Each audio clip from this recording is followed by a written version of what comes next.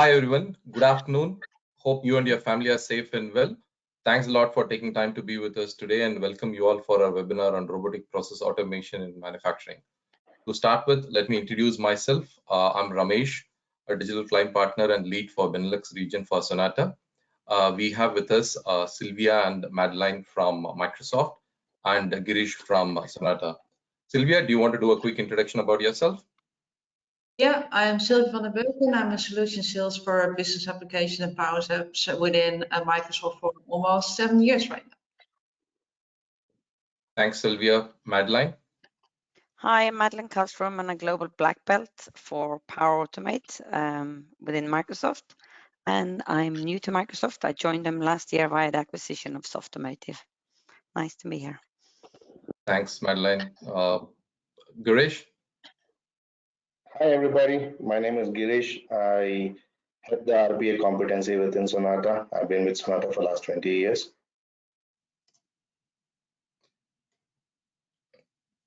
Thanks, Girish. Thanks, Sylvia, Madeline, and Girish. Good to have you here.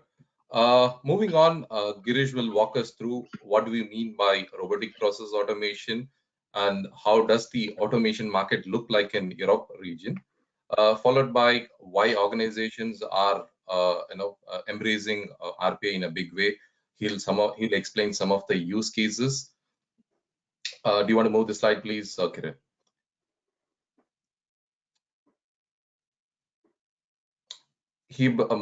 Why manufacturing organizations are embracing RPA in a big way. He will also explain some of the RPA use cases for manufacturing organizations, followed by some of the case studies where RPA has been successfully implemented and how the organizations have been benefited. Following Girish, we will have Madeline share her experience on how Power Automate RPA has helped a multinational corporation transform their key business processes, thereby bringing in process efficiency and significant cost saving. And finally, we'll have Sylvia talk through on how Microsoft can help customer kickstart their RPA journey. Towards the end, we will have a question and answer session. We'll spend around 10-15 minutes in the question and answer session, and we hope to answer all your questions there. If there is anything pending, there'll be our contact details towards the end of this presentation, and you can write to us as well. So that's not a problem. So with this, I'll hand it over to Girish, who will start off with what do we mean by robotic process automation. Girish, over to you. Thanks, Ramesh. All right, I think we'll get started. Hello, everybody. So I think most of you are aware of what is RPA. I think RPA has been there for a long time, but again, I'll spend a couple of minutes on this particular side to just give you an overview around that. So RPA is nothing but a software bot which actually mimics the human action in terms of interaction between the computer across applications in a non-invasive way, and thereby aiding in the overall business process automation. I think the key aspect to observe in RPA is a non-invasive approach, wherein the existing applications, platforms on which automation is going to be done would not have to undergo changes. So that's a key point all of you need to take care of, right? So now, in terms of how do you go about deciding what needs to be automated? I think that's the question most of the organizations usually have, and always we suggest to follow simple thumb rules to decide a proper use case or a proper business process when you decide automation. So what do you need to look for? You need to look for things like, are the activities, the business process repetitive in nature? Is it manual in nature? Do we see high volume and high frequency of that operation in a month or a week or in a particular quarter? It's happening very frequently. Are all these steps in this business operation which touches various applications, do they have clear defined business rules, right? Then the other important aspect is the product or the applications and the process matured and stable enough? Because if you have rolled out a new application and the application is undergoing changes, be it an upgrade, and there are constant changes, then taking that for robotic process automation probably would not be advisable because application needs to stabilize. Then the important aspect is any use case which you take you should be able to measure the savings, the ROI, what you would get out of that.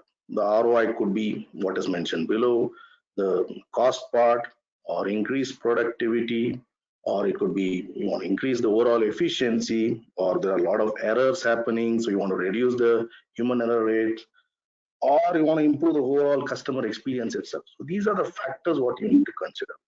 Now, what RPA also brings to the table is once you automate a business process, you could sort of expand it to different business units and geographies with minimal changes. So herein, you can sort of bring that automation scale at a very quicker pace. So the key thing is to get started. And as always, I say RPA is a journey, and RPA should not be treated as a one-time project or a program. It should be looked at in a holistic way. And important other aspect is it provides greater consistency, predictable accuracy. So bot need not have to sleep or take a break. It can work 24/7. So you will, whatever you have sort of built the bot for, it will do it exactly with the consistency, with the accuracy. And the non-invasive part anyway, I spoke about it. And you will also have the trail of it, like whatever activities the bot does. Tomorrow, if compliance or any department were to ask, okay, who went about doing this business operation, you would have audit trail, which can be sort of provided to anybody, right? Let's go to the next slide. A quick perspective in terms of, I think most of you are aware that Industry 4.0 is the new buzzword in the industry and in the manufacturing space. Earlier it was a hype, now it is a reality, and I think numbers by in Fortune Business suggest that there was around 34.6 billion spent in 2020 on Industry 4.0, which is a combination of various digital technologies like the RPA, Internet of Things, AI, ML, 3D, augmented reality, and all those things. Another aspect which is also very interesting here is if you see the below graph, as per Gartner, the RPA spend last year was around 1.5 billion, and this year we're looking at around 1.9 to 2 billion spent. So, and you can also see that regions like Europe is catching up, and if you look at the graph over the upcoming years, Europe would be on par with the regions like North America and Asia, which is actually currently leading the spend in terms of RPA. Similarly, RPA initially was started predominantly in finance, banking, capital markets area, which continues to have a lot of business processes being automated. But we are also seeing in the last couple of years or 3-4 years that other industries are also catching up, and manufacturing is definitely there in that, and I think we see that it is going to increase as we go along.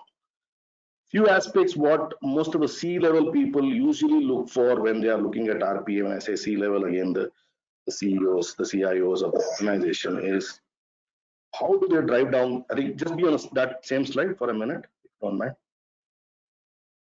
How do we drive down the operating cost? How do we accelerate speed to market with the new products which you are manufacturing? How do I get real-time data which helps me in my decision making? How do I align my back office operations to improve overall experience within the organization and towards the customer? So these are key drivers one needs to really look at when you're sort of embarking on this RPA journey. Can I go to the next slide? Right. So again, as I sort of alluded into in the earlier slide, I think the Industry 4.0 has sort of resulted in most of the manufacturing companies to look at how to drive efficiencies, how to reduce the cost, and how to increase the output, how to provide a customized offerings to different geographies. I mean, with the COVID also impacting all of us in the last 1 year, all this is making more sense now. And various digital technologies like RPA, AI, ML are playing a very key role in disrupting this, and it is sort of imperative for most of the companies to jump the bandwagon. And I think from our experience, what we have seen that these are the areas which actually are seeing traction in terms of RPA automation, right? The whole order management process. It could be a quote to a sales order, or a sales order to a purchase order, or an order itself going through changes depending on the customer's preferences or the vendor preferences.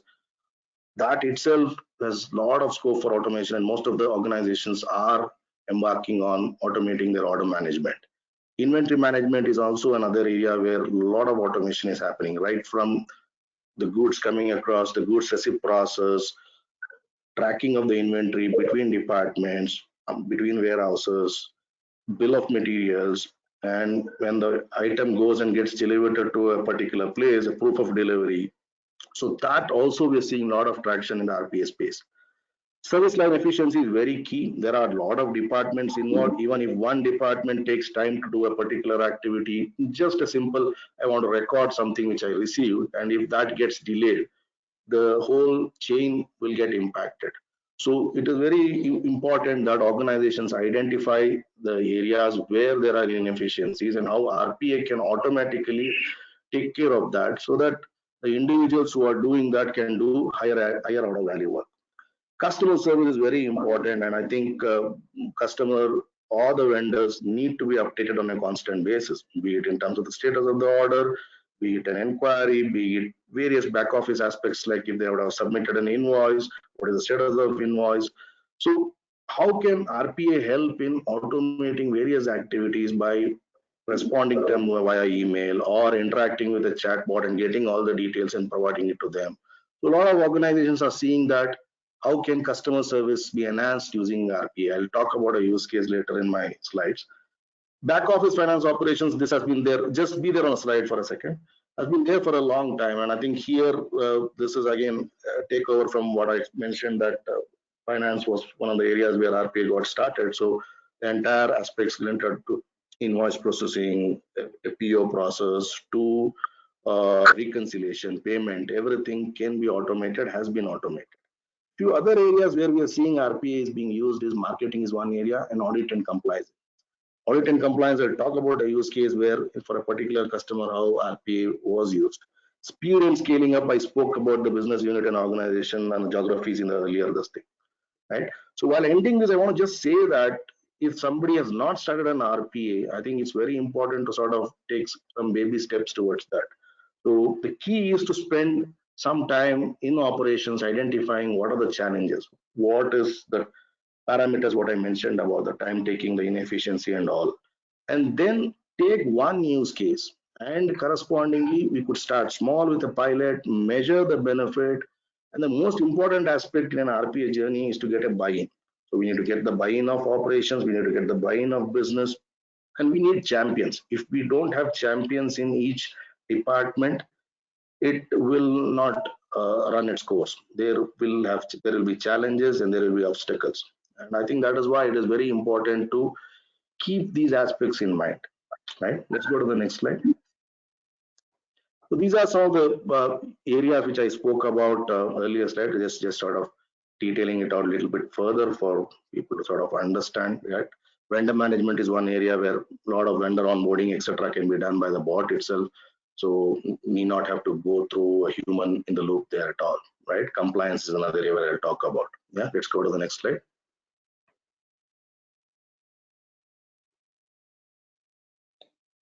So we'll look at one of the case studies now. I think the idea here is to give you a teaser in terms of how RPA can be used, and I think you could probably relate to it to your respective industry, respective area.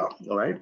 So this is one customer where we have been working for some time. This is a manufacturing customer who manufactures motorcycles, snowmobiles, all-terrain vehicles, electric vehicles. So they are a US-based customer, and I think one of the challenges they had was that their operation team was spending a lot of time on a lot of activities like looking at a sales order coming from a sales guy, converting that into a purchase order, modifying an order, various activities in terms of once the goods comes across.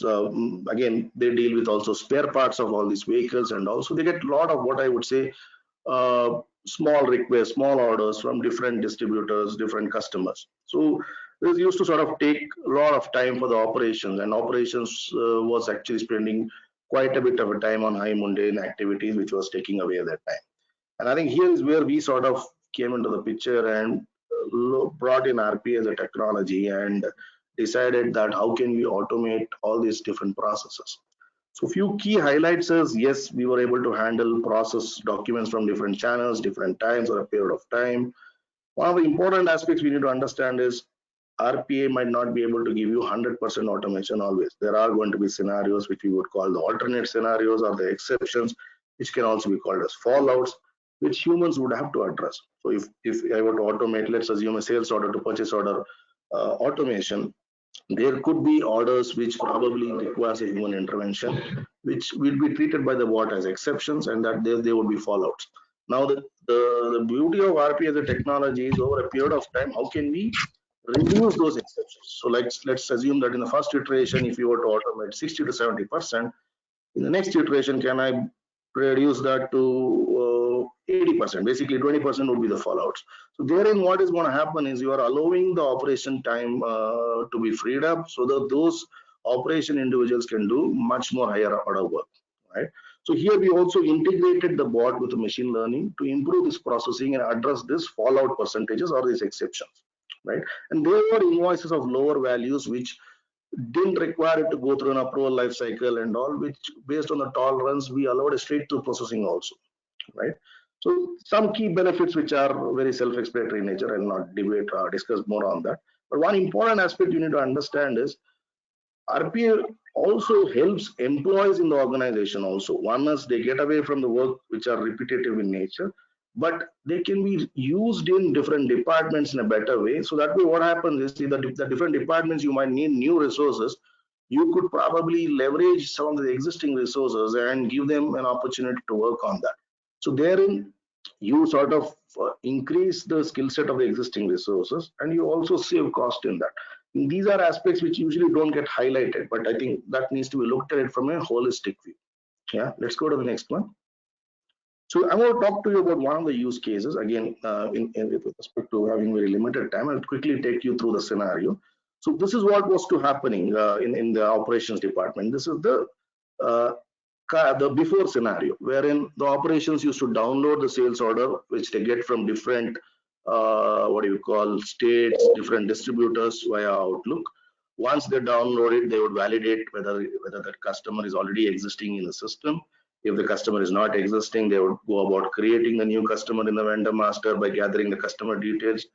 Once that is done, they would find out whether the valid approvals are in place through emails for that particular order in terms of the price at which it was sold, and whether it was the right price, whether any discount was provided, or was it okay. If not, then again, mail is sent to the sales rep to get the approvals in place. So once all is available, the operator goes about creating a new PO in the ERP, right? The ERP could be Dynamics, could be Oracle, could be SAP, could be anything which you name. And he goes about creating the purchase. In this particular case, it was Dynamics. So he goes about creating the PO with all the details in terms of vendor number, part number, etc., etc. And he also captures the tax related details, right? So basically, there will be tax specific to the region aspect. Once all is done, they need to also validate the billing and the shipping address and all. So there are some times when that is not correctly available. So then the mail is sent to the sales rep. So after all is done, the purchase order is approved and correspondingly it's shared with the stakeholder. So this operation used to take for each PO, each individual would take around half a day or 1 day, depending on the complexity involved in that. And go to the next one. So we automated this entire process through RPA, and what you see in the red color, I'm presuming that's the color everybody is seeing, is actually how RPA has taken over, right from downloading the orders from the Outlook to working with ERP to checking the mails to creating the purchase order, doing the business rule check, then creating the purchase order and sending it to different stakeholders. Right? So this is just a small, I think a lot of business rules which we have not demonstrated or captured here, but to give you an overview of how RPA can take care of an end-to-end process. Yeah, go to the next one. So this is basically how it's showing you in action, right? The same thing what I mentioned, like bot will do everything. So bot will act like a virtual human, like as I told in the first slide. Download it, create it, do all those steps, then send a mail to the relevant stakeholders. Yeah, let's go to the next one. Right. So there's another use case which I'll talk about for the same customer. So one of the activities which they used to have, which probably all manufacturing companies or all companies would have, is a quarterly audit where all the projects are audited or all orders are audited. So basically, there are a set of individuals who would capture the data in terms of in that particular quarter, how many orders were there, and correspondingly go about checking from what business unit, what geography were there, create relevant folders, and then do validation to check whether it is a new order, whether it's an existing order, or whether it is a service contract. So in existing order, it could be a change request or it could be a renewal.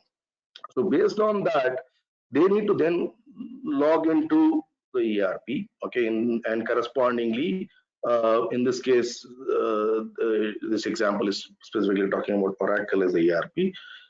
Go to the relevant sections, download the supporting documents, be it the contract, be it the purchase order, be it the invoice, what would have been generated or against them, take screenshots if there's no supporting document.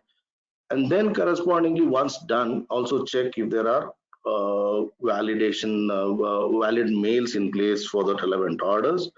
And if everything is in place, right, then basically say that these are the proof related to that particular order. So this is fine. But there are going to be exceptions where either the data has not been entered by the operation team or something is missing. Then they will raise an exception. And then correspondingly, an audit observation report is prepared. Yeah, go to the next one. So this entire activity, again, RPA was able to help in automating it. The area where still, I would say, it was a combination of a bot and a human was based on the observations, they had to generate an audit observation report. And that basically required somebody from audit team or the operations team to go about doing it. And that's where I would say it is a combination between a bot and a human in terms of doing it, right? Yeah, so this is one more use case. Yeah, let's go to the next one. So similarly, like how it went about, the details are downloaded in an Excel sheet, access to the ERP, gets all the documents, relevant screenshots, update the column in comment saying what is there, what is not there, depending on the exception, creates the flag and does all those activities. Yeah, go to the next one.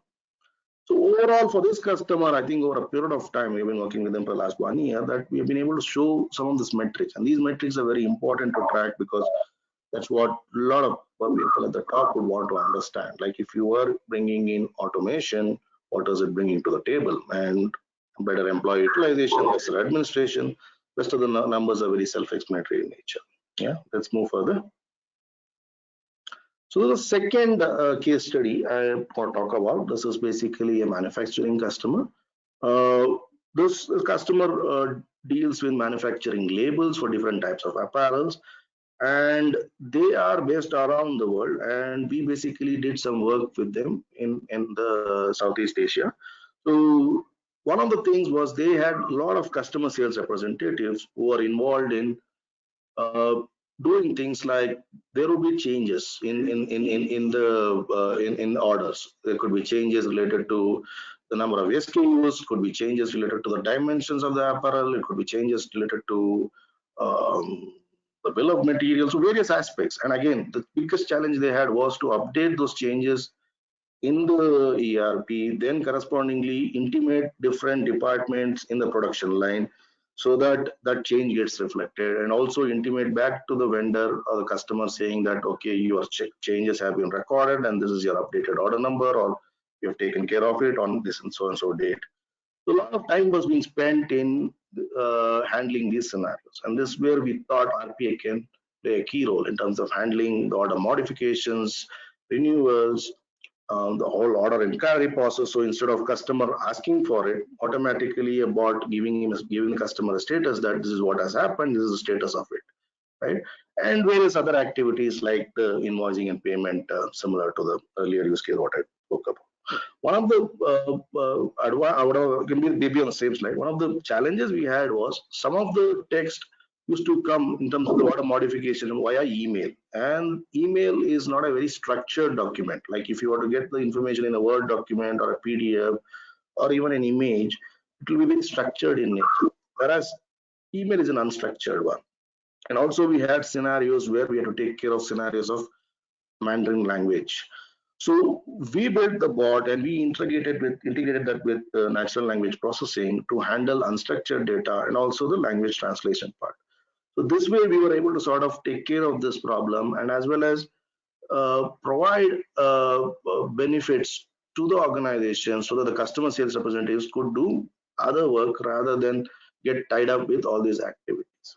Yeah, let's go to the next one. So yeah, just one step back, Kiran, if you don't mind. So if you look at it, so this was the state before automation. So they used to get be it for status inquiry, be it for order modification. So they'll get the changes. Customer representative checks the status in a system, takes the action, intimates the respective departments, and then goes about making the changes to the ERP, and then again goes about informing the customer about the change. So go to the next one. So post automation, again, there were different channels. Again, there was email channel which I spoke about. There was a chat bot through which they could put the text information, and there was a customer service portal. So all these things, right? Instead of a customer sales representative going and checking and doing that, RPA was picking the information, going to the ERP, making those changes, and sending mails to different internal departments and intimating them. But still, given the nature of production line, they had to call them up and intimate them. But still, this was better than the earlier scenario. So the line to internal department is hybrid, as you would see that. So it is a combination of a bot and human going about doing it. Right? Go to the next one. So the benefits is, yes, improve the overall customer experience, able to handle peak seasons because depending on the spring, fall, the apparel industry works and you need to deliver large orders. So that way, the whole scaling up of customer sales representatives was taken care so that they only focused on exceptions and limited number of work. Right? Go to the next one. So this is again depicting a bot in action, the mail coming in, retrieving the order from Oracle, updating it. After done doing everything, sending a mail back saying changes have been done. Yeah, go to the next one. So again, lot of benefits. One other aspect which I also want to say is we were able to extend the same the first bot what we built to different other variations of that. That's why I'm talking about reusability. So RPA also allows you to sort of extend the bot to take care of different other scenarios. So that therein you sort of reduce your engineering effort on a bot, implementation time. So you'll get more benefit if you do it the first time and build on it, right? And again, overall customer interaction, customer experience, preemptive customer service, all this is good for the overall organization. Yeah. Go to the next one. So I'll just sort of, this is the roadmap on which we're working, like order capture, order status inquiry, order changes, complaints. So we're working on some invoices and collection scenarios. Production tracking and shipment tracking is another area where we're working on. So just to give you a perspective, what I alluded to in the earlier initial slides, that how RPA can be looked at across different areas, different departments for a manufacturing customer. So with this, I'll hand it over to Madeline. Yeah, Kiran, you can go to the next slide. Hi, everyone. Next slide, please. So what I will be talking about is Coca-Cola United, who has a long-standing history of supplying Coca-Cola products directly to retailers and restaurants. They worked on a use case with us, and here is the story around it. So Coca-Cola United is one of the largest privately held Coca-Cola bottlers in the United States. They're servicing around 200,000 customer demands, and they have an impressive infrastructure of 5,000 trucks to deliver more than 600 different product lines to consumer channels, from small convenience stores, restaurants to mega retailers. Okay, and now you can go to the next slide, please. So when Coca-Cola launched its freestyle vending machines product, which is a self-service dispenser that reimagines a single serve of beverage, they deployed this in fast food chains or other traditional beverage suppliers, and the machines offers more than 100 different Coca-Cola product choices, from varying from a bottle of water or maybe a soft drink. So Coca-Cola United needed to act fast here when this product was released, and they needed an agile process for selling Freestyle. When this was released, the company more than tripled in size over every metric, including the products they sold, customers' employee counts, and revenues with this product in the market. They took advantage of this new opportunity and they scaled their business rapidly to meet the increased demand and also to streamline its order and invoicing procedures, which obviously got increased with this new product. So the company faced two challenges.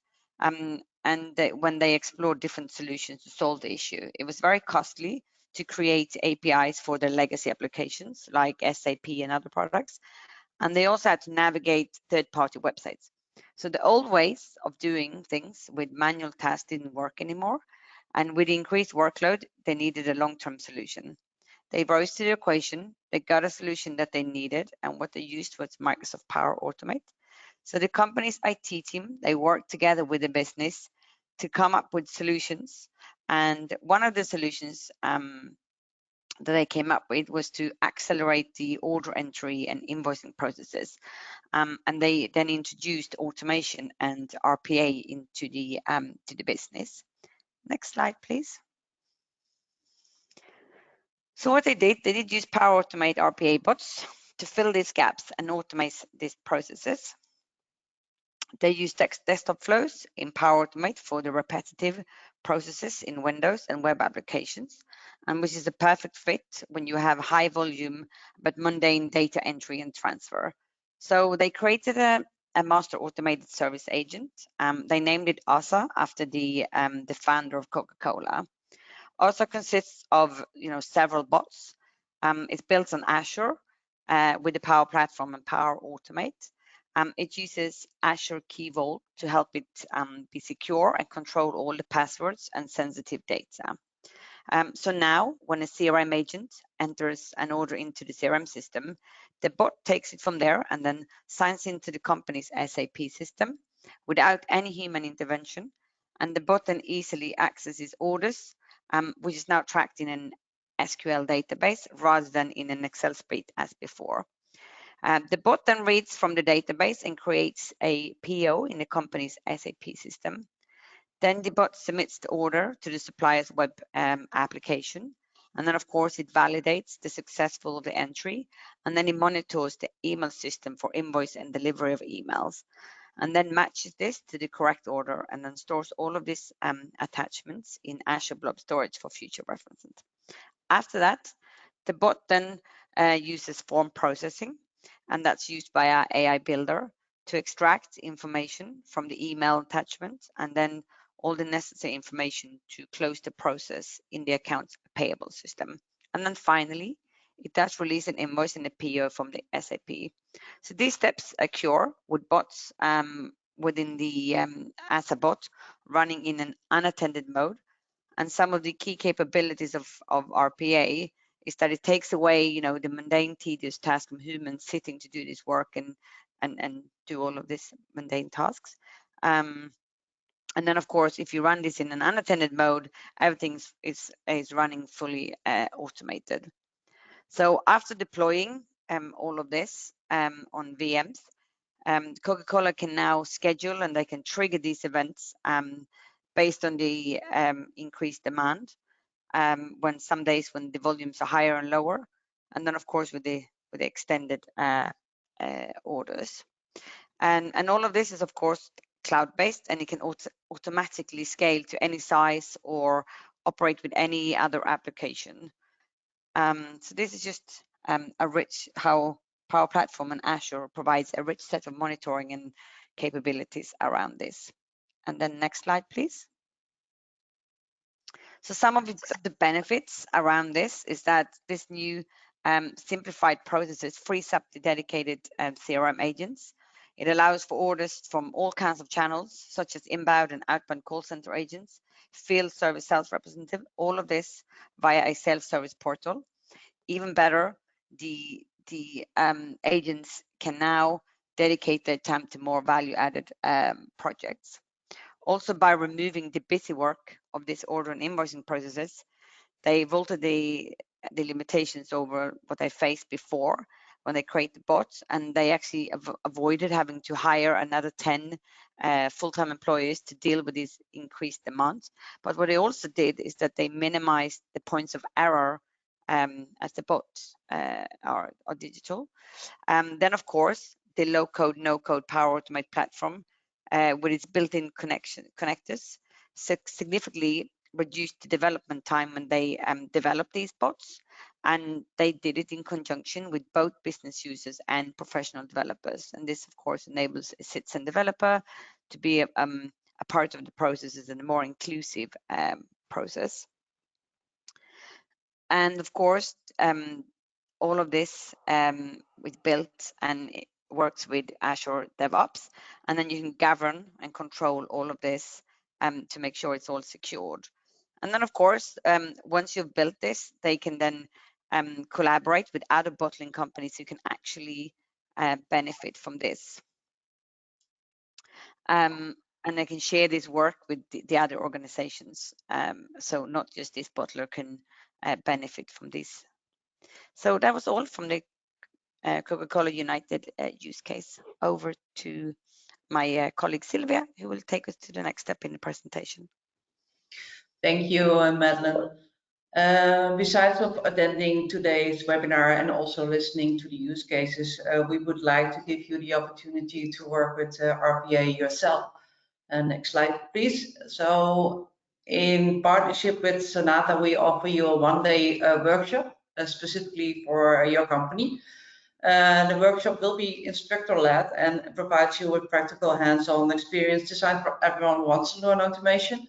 And it's not only intended for IT, but also for business personnel within your organization. You will learn to develop RPA-based automation in a single day using UI flow. And you will also learn how you can build automation for your own business processes and for your own business needs, and how to apply it within your company. Next slide, please. Other ways in how Microsoft can help is with customer investment funds. Shortly, we call them ESIF. ESIF is funding that Microsoft sets aside to support you to onboard and to adopt our solutions. ESIF funding will be part of your initial purchase agreement and can be used for multiple activities. For example, to do an evaluation. Is the project that you have in mind, is that still the right way and the right answer for the needs that you have? Or you can use them to do a POC, to do a dry run of your project. Other ways you can use it is to use it as part of your pilot or for services during the implementation stage of your project. All the activities will be performed by Sonata, and we will be based on the statement of work and services that you will define with them. After today, Sonata will also send you the slides, the content of the webinar, but that will also will contain a link where you can apply for one of these options. So, handing back to Girish. Yeah, thanks, Sylvia. Thanks, Marlene. So I think we will probably take some questions. Ramesh, do we have some questions? Yes. First, thanks, Girish, Madeleine, Sylvia, for sharing your experience. As Girish said, we'll directly jump into the questions. Girish, I think I'll start off with you. There are a lot of questions, so I'll start off with you first. I think how can you measure ROI for an RPA use case?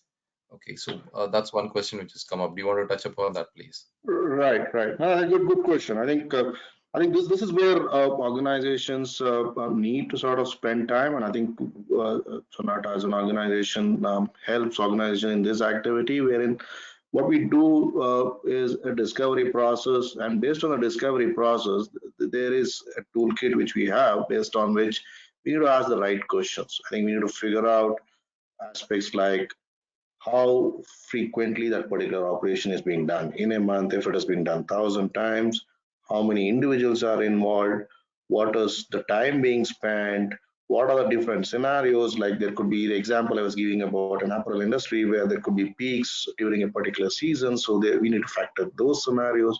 So it is important to capture all this information, and based on that you could determine that if RPA was to do that activity, what would be the savings you would get, both in terms of effort, time, and you could correspondingly also deduce the cost which you could sort of gain out of that, right? Yeah, Ramesh, any other Yeah, questions? yeah. Next one is an interesting one. I, I'll ask Madeline to answer this. Madeline, what would be your advice on single or multi-product RPA strategy? If you can share some of your experiences on that, that will be Yes, great, please. happily to do so. So historically, maybe it was very more common that companies had one single vendor, but what we've seen a shift is in the multi-vendor strategy. Is basically the best tool for the best use case, and also with Microsoft Power Automate Desktop, it caters to the citizen developers. So you don't have to be a professional developer to use the tool. You can use simple drag and drop functions, or macro recorder, web recorder. So I would say with the new tools coming into the market, I think with the focus on attended automation, companies who already has an RPA provider in-house can now just add another one. And we're also seeing companies building software platforms that can support a multi-vendor strategy. So I think the way forward, the best tool for the best situation, for the best use case. Sometimes the one tool is maybe more suited than the other one. So I think we'll see in the future more multi-vendor strategy going forward.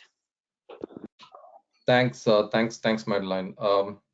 Then the next one is, I think Sylvia, you should be able to answer this. The question is, because you talked about a lot of interesting ways Microsoft is supporting some of its customers kickstart their RPA journey. So whom do they reach out to actually to avail these benefits, incentives, and supports which you had talked about? Who's the best person they should reach out to? Please, can you talk through that, please? Yeah. I think in this case they can best reach out to you or someone, the contact person within Sonata, who can build the case and get in contact with Microsoft to get the right approvals and fundings in to do those projects. Okay. Thanks, Sylvia. I think in the interest of time, I'll just ask one last question. The rest we'll be able to pick it up by mail. Girish, in your discussion, you talked about RPA Center of Excellence. Do you want? They've asked, what do we mean by that? Can you throw some light into it, please? Right, good question. I think I think one of the things which most of the organizations don't realize that when they embark on an RPA journey, it is very important to sort of put certain standards, gates in place. I think that's where we sort of suggest that each organization needs to sort of, when they are clear on the strategy of RPA, they should also look at something called a center of excellence, because then what would happen is, though as Madeline mentioned, Power Automate and most of the RPA tools allows democratization of RPA, wherein each department, each user can go about creating their own bots, but still we want that to be even a boundary. There needs to be checks and balances, because we wouldn't want a scenario where different departments are probably recreating the same things and reinventing the way. So that's where something like a center of excellence helps. And if that center of excellence is sort of driven by one team or one set of people who probably are the gatekeepers for the overall automation for the organization, it will help in bring that discipline, and correspondingly there could also be a lot of reuse happening, right? If something has been done for one department, another department, instead of reinventing the wheel, can do it, and there will be checks and balances in terms of how a bot needs to be deployed, because most of the times we have seen that once the bot is put into production, that's when the actual crux starts in terms of tracking the bot, measuring the ROI, measuring the metrics, and all this we would sort of say that a center of excellence can help in standardizing and helping organizations move towards that. Yeah, Ramesh. Thanks, Girish. We'll just take one last question. There was a question around, I think it is in reference to the first case study you talked about, the automotive manufacturer. Was that an attended or an unattended bot? That was a question. So do you want to talk about that, please? Right. I think the sales order to purchase order was an unattended bot. It was happening in an unattended way. Whereas the quarterly audit was an attended bot because it was happening once in a quarter. And again, there were a set of individuals who again belong to audit team who were very mindful of all the activities, what happens, and they wanted to handle all the observations on their own along with the information what the bot was giving. That was an attended bot. But the first one, what I spoke about, was unattended. And a lot of processes were unattended. The audit one was only the one which was attended. Rest were all unattended. Thanks, Girish. I think with this, we'll wrap up our question and answer session. We do have some more questions, but we have your contact details as well. What we'll do is, as a follow-up for this, we will send you the responses, and we'll be in touch with you to answer those questions. So anything, first, thanks a lot, Girish, Madeline, and Sylvia for taking time to be with us today. And thanks for the audience for staying with us. Sorry, we exceeded our time a little bit, but yeah, thanks a lot for taking time to be with us. Any questions, please reach out to either me or Sylvia, and we'll be more than happy to address that. Thank you. Have a good day. Thank you. Thanks, everybody. Thank you.